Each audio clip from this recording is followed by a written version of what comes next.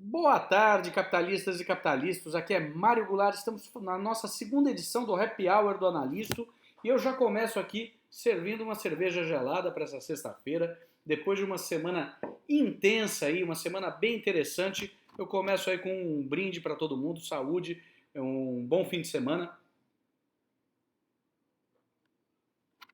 Muito bem. Bom, a semana começou já no rescaldo de todos os problemas bancários que nós tivemos na semana passada, né?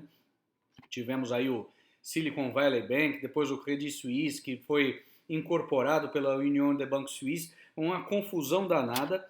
Temos mais bancos aí dando problema, mas a gente começa falando aí tivemos as decisões de juros dos principais bancos centrais do mundo. Tivemos o Bank of England, o Banco Central Suíço, e principalmente aqui o que nos afeta mais, o Banco Central Brasileiro. Teve reunião do Copom, tivemos a famosa super quarta, quando coincide aí o Banco Central Brasileiro com o Federal Reserve, e já vamos falar de cada um deles, o que aconteceu. Os dois fizeram o que era exatamente previsto, que foi o Fed subir 25 pontos base e o Banco Central Brasileiro manteve em 13,75 sua taxa de juros. Quais foram as principais mensagens aí passadas nos comunicados dos dois bancos centrais? Bom, vamos primeiro no Fed. O Jerome Powell falou que é,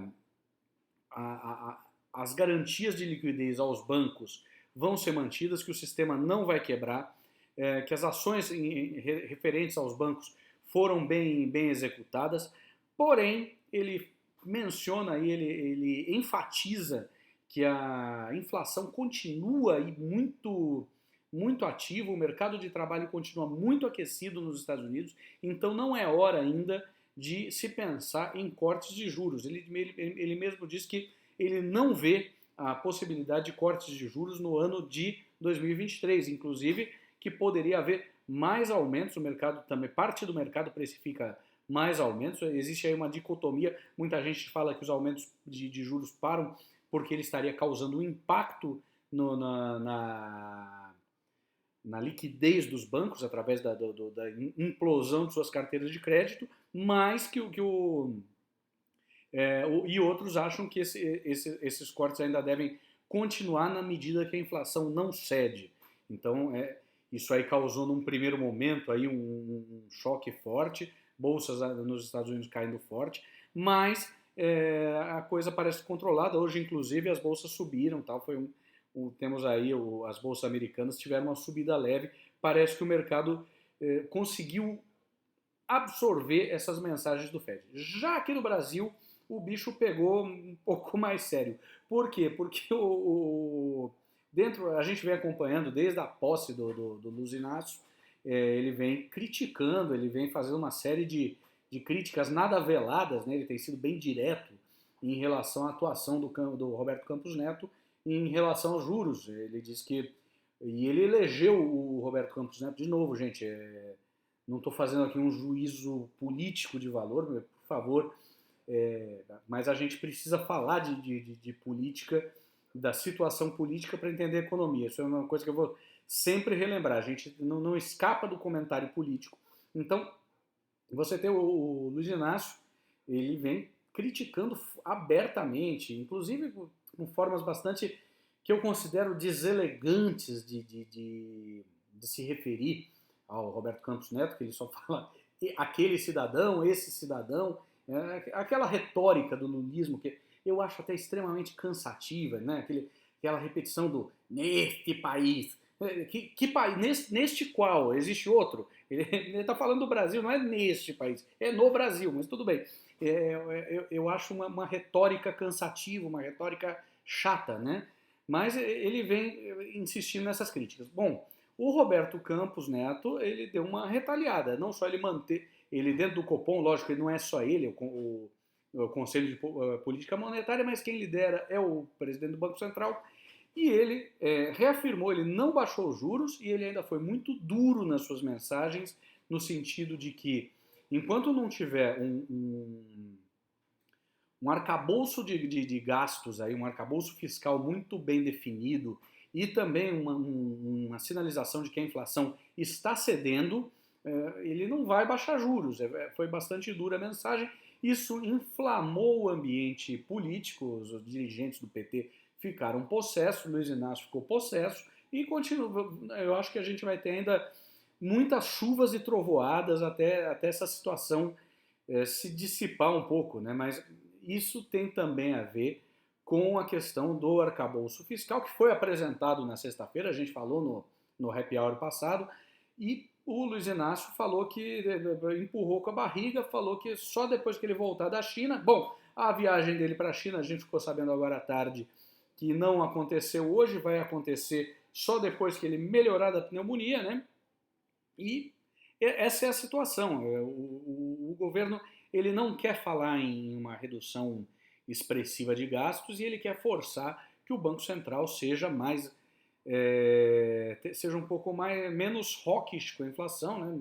Menos incidente na inflação. Então essa ficou uma situação bastante complicada. Vamos levar um tempo aí até essa conversa se acalmar. Eu acho que nós vamos ter ainda um primeiro semestre bastante turbulento pela frente. Bom, muito bem, né?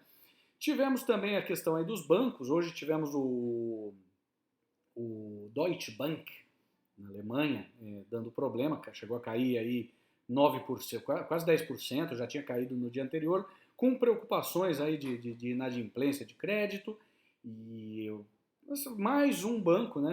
Eu acho que é a quarta ou quinta crise bancária seguida aí nas 2 últimas semanas, uma situação bastante complicada, apesar de um primeiro momento que a gente teve na semana, que as bolsas até subiram, animadas com aí uma espécie de pacto informal entre os bancos centrais para manter a solvência desses grandes bancos, né?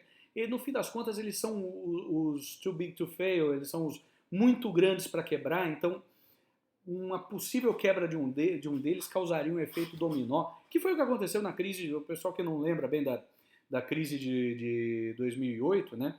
O pessoal deixou o Lehman Brothers quebrar e aí as consequências foram muito nefandas e no fim das contas precisou fazer um pacote de salvamento dos outros bancos, que foi uma coisa bastante complicada. Então isso aí vem causando. Nós temos aí um desconforto grande em relação aos bancos.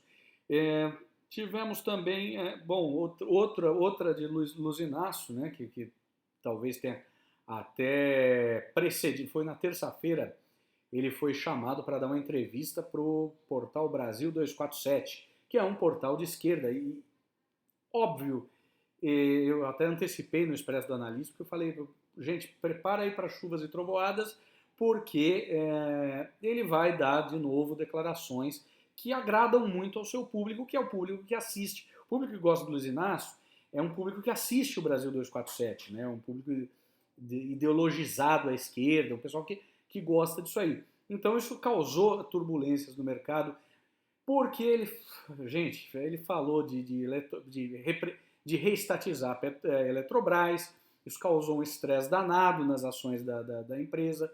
E o grande destaque aí, que não tem tanto a ver com a economia, mas tem porque começaram a questionar a sanidade mental do Luiz Inácio. Eu comecei a ler na imprensa, eu não imaginei que eu fosse ler na imprensa ainda antes do primeiro trimestre de governo, antes dos primeiros 100 dias, eu estou vendo na imprensa, inclusive imprensa, gente na imprensa que estava muito apoiando o Luiz Inácio, que entrou naquela parada do nojinho do Bolsonaro, não sei o que, e vinha, não, a gente tem que fazer dar certo. A gente vê esse pessoal começando a questionar a sanidade mental do cara. Imagina, durma-se com um barulho desse, né? Porque, além das críticas ao Roberto Campos Neto e etc., ele diz que na cadeia ele sempre dizia quem ia visitar que ele só ficaria feliz quando empreendesse serviços degradantes ao juiz, ao Sérgio Moro, então juiz, agora senador, né? Isso já causou um impacto negativo na ocasião, mas no dia seguinte foi divulgado que a Polícia Federal teria descoberto um plano do PCC para sequestrar e assassinar o Moro. E aí o ambiente político piorou bastante, né? Então foi uma situação bastante complicada aí que ajudou a deteriorar o o clima político e, por conseguinte, o clima econômico. Isso não tem nada a ver com a economia, isso não faz preço de bolsa, mas o questionamento da sanidade mental começa a fazer preço. Então, é uma questão que deve ser considerada aí, relevante. Né? Outro ponto aí foi a divulgação dos PMIs na Europa, que não vieram muito positivos. O PMI, como a gente sabe, aí são os índices de compras, né? E ele é um índice de antecedente de mercado, onde os gerentes de compras das empresas respondem se eles veem o campo de trabalho deles aquecido ou não. Quando isso está abaixo de 50, mostra uma economia em retração. Então, os índices de PMI de serviços e indústria na Europa vieram abaixo de 50 e abaixo do esperado. Isso ajudou a fazer as bolsas na Europa caírem. Hoje elas caíram até de forma expressiva, aí o DAX caiu 1,66, puxado também pelo Deutsche Bank, mas também por esses números que vieram piores que o inicialmente previsto, né? Isso aí não causou, principalmente o de manufatura na Alemanha, que estava previsto 47, já é uma retração, e veio 44,4. A zona do euro vinha previsto aí na manufatura 49, veio 47,1.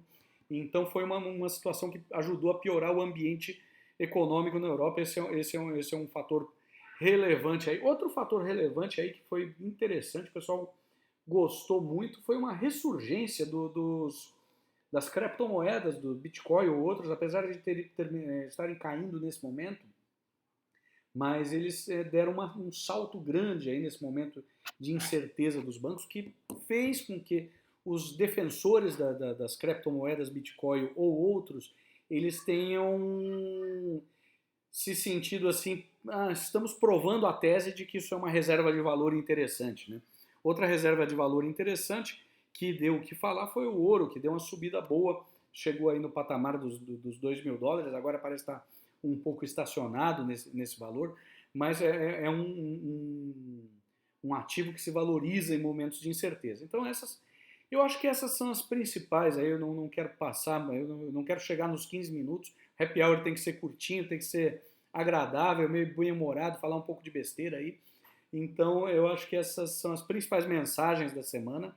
Eu espero que vocês tenham um excelente fim de semana, desejo a vocês aí um bom descanso.